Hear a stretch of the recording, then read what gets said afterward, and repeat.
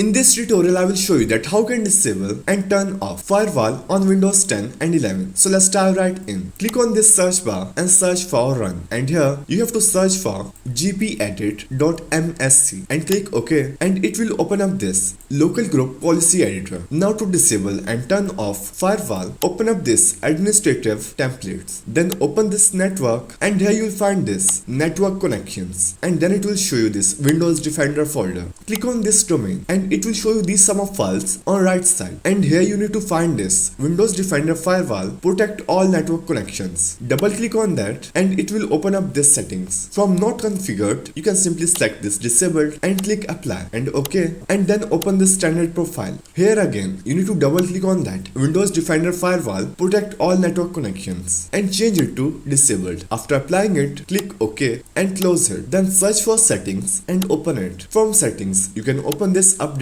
and security and open up this Windows security. Here you will find this firewall and network protections. Open it, and here you need to make sure that these firewalls is turned off. Then scroll down. Here you will find this notifications and manage notifications. Open it and turn off this firewall and network protection notifications. So that's how you can disable and turn off firewall on Windows 10 and 11 in just few easy steps.